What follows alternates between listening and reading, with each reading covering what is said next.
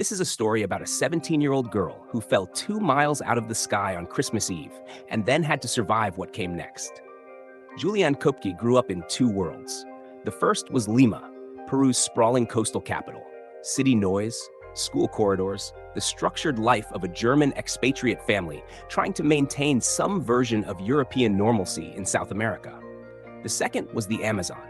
Her parents, Hans Wilhelm and Maria Koepcke, were both respected zoologists who had devoted their careers to studying Peru's wildlife.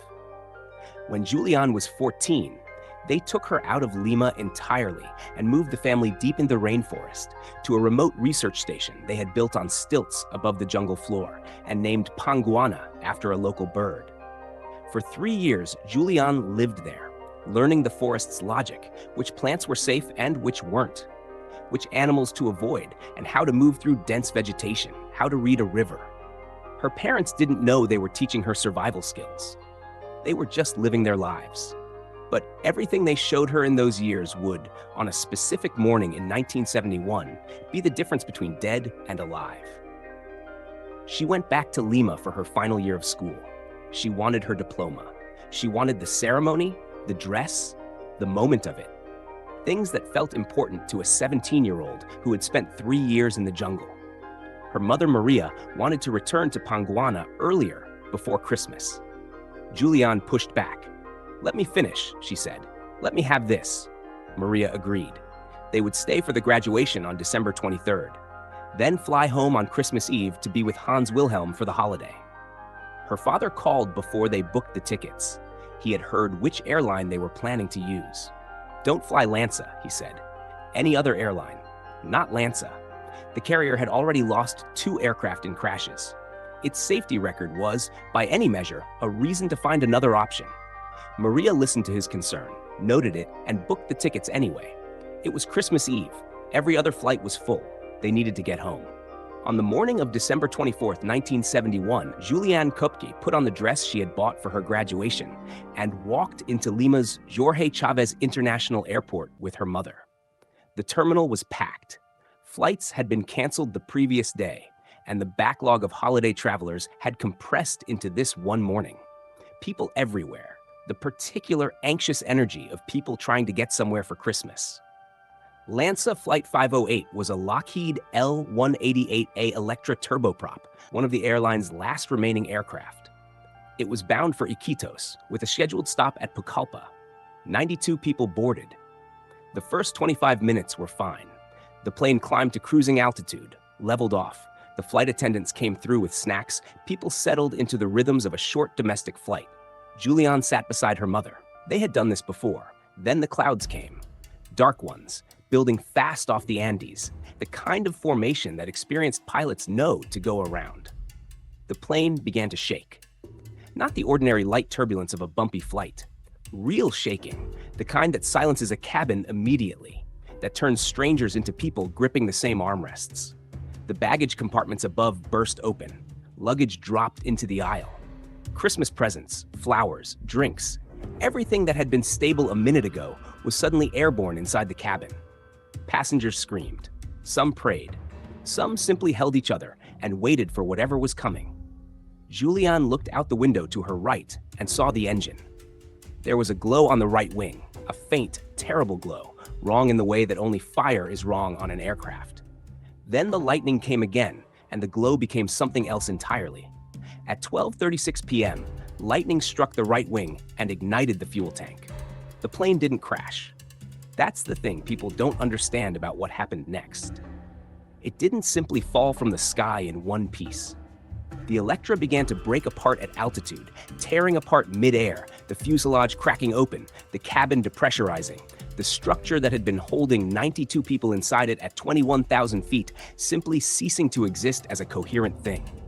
Seats, bodies, luggage, Christmas gifts, all of it scattered into the clouds above the Amazon rainforest. Juliane's last memory inside the aircraft was looking at her mother's face. Maria was rigid in her seat, eyes fixed forward, pale. Then the world went sideways. The next thing Juliane knew, she was outside the plane, still strapped to her seat, alone. moving through open air at 10,000 feet with the clouds all around her and the jungle somewhere far below, invisible and no sound except the wind. She was in a row of 3 seats, still attached to the 2 empty seats on her left, the whole assembly tumbling slowly as it fell, rotating in the air like the blade of a helicopter. The rotation, the aerodynamics of 3 connected seats falling through humid tropical air, a thunderstorm's updraft below her. These things slowed the fall in ways that no one could have calculated, and no one fully understands even now. She lost consciousness before she hit the ground. She woke up the next morning at 9 o'clock. She knew the time because her watch was still on her wrist and still running. She was lying on the jungle floor, still buckled into her seat, surrounded by the dense canopy of the Peruvian Amazon. Above her, through gaps in the leaves, she could see sky. She had been unconscious the entire afternoon and the entire night. She had fallen 2 miles from the sky, and the jungle had caught her. She took stock. A broken collarbone, a gash on her right arm, deep and already dirty, a torn ligament in her knee. She was wearing her cotton mini dress from graduation, now shredded, 1 white sandal. In her pocket, a small bag of hard candy she had been holding on the plane. That was everything she had. She called for her mother. She called for a long time. No answer came back through the jungle, only the sound of insects and birds, the drip of water from the canopy, the absolute indifference of the forest to what had just happened in it. She called until she understood that calling wasn't going to change anything. Then she stopped and started thinking. Her parents had taught her, if you're lost in the jungle, find water and follow it downhill.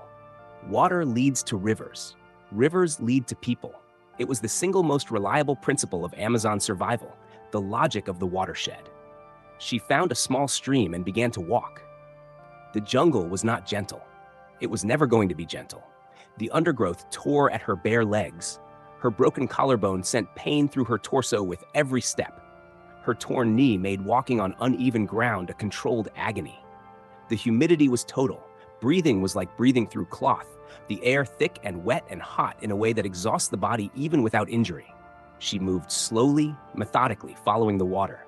She found wreckage, scattered pieces of the Electra half buried in the vegetation, luggage, seat cushions, cargo. She found Christmas presents. She found a bag of candy from the flight. She ate what she could.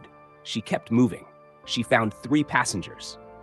A row of seats, 3 women still strapped in, buried almost 2 feet into the ground head first, the impact of their fall catastrophically different from hers.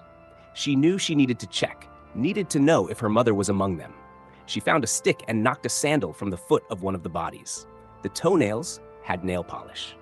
Maria Koepcke never wore nail polish. Juliane kept walking. The days accumulated. 1, 3, 5. The Amazon gave her nothing easily.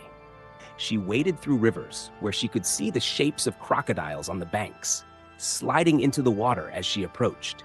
She knew from her years at Panguana that crocodiles rarely attacked humans if you moved through their water calmly, without thrashing, without panic. She waded past them. She walked through water that she knew contained piranhas, trusting the same knowledge, the same years of education that had arrived in the form of an unusual childhood. She slept on higher ground, where the insects were slightly less overwhelming. The gash on her arm was becoming something worse. By the time a week had passed, she could feel movement inside it. The larvae of botflies, which lay their eggs in open wounds in the jungle, already hatching beneath her skin. She remembered watching her father treat a dog with gasoline, pour it into the wound, wait for the larvae to surface, extract them. She found a fuel canister near a piece of wreckage and did exactly that. She counted 35 larvae as they emerged from her arm. She kept walking. On the 11th day, she smelled something, not jungle, something else. She followed the smell to a small clearing where a wooden shelter stood, a palm leaf roof, open sides, basic and functional, the kind of temporary camp that jungle loggers build. Inside, a canoe tied to a post, a motor, a fuel can. She found a trail leading up from the camp, followed it to a higher clearing, lay down in the grass, and waited. She heard voices the next morning. She was convinced at first that she was hallucinating. The voices were a symptom of exhaustion and fever and 11 days alone in the jungle. She lay still and listened, and the voices got louder, and then 3 men walked out of the trees and stopped dead at the sight of her. A girl, teenage, barely dressed, filthy, covered in wounds, lying in the grass outside their camp. They stared. She told them in Spanish as clearly as she could manage, "I am Juliane Koepcke. I was on the Lanza flight. I am the only survivor." That night, the men dressed her wounds, fed her, and let her sleep. The next morning, they loaded her into the canoe and began the 7-hour journey downriver to the nearest lumber station. From there, a local pilot flew her to Pucallpa in 15 minutes. 15 minutes by air to cover the distance she had walked in 11 days. She arrived at the hospital. Her father was waiting. 91 people had boarded Lanza Flight 508 and not survived it. 14 of them, investigators later determined, had survived the crash itself, had come through the impact alive, and died in the jungle in the days that followed, waiting for a rescue that came too late. Maria Koepcke's body was found on January 12th, a short distance from the crash site. She had survived the fall. She had died waiting. Juliane was the only one who walked out.